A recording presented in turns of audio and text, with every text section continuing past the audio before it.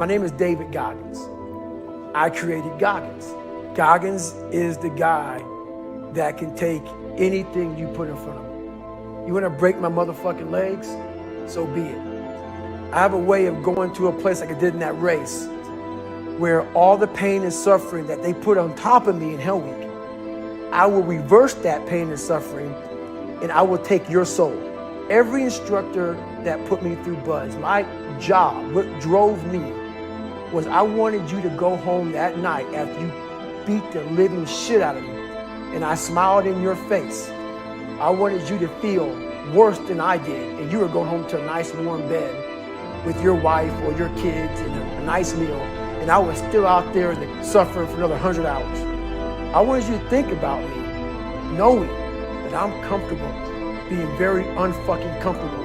I want you to think about when you went through fucking Hell Week, how uncomfortable you were and how bad you wanted to quit, knowing I'm not thinking that fucking way. So the dark side is something that I've designed.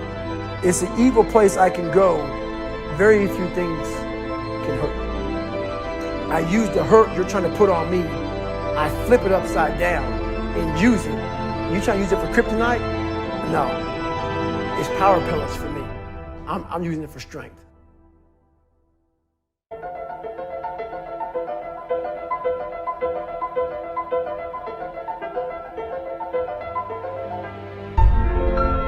Focus on it. You are completely distracted to the point where you can't even appreciate the good things in your life.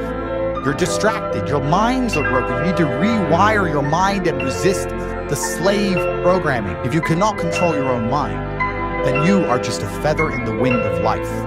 Because your own mind is the only thing you can control. You can't control the weather. You can't control people. You can't even control whether your heart stops beating. You might have a heart attack tomorrow. You can't control anything besides what you think. If you cannot control your own mind, then you go through life with zero control, zero influence. You can't control anything.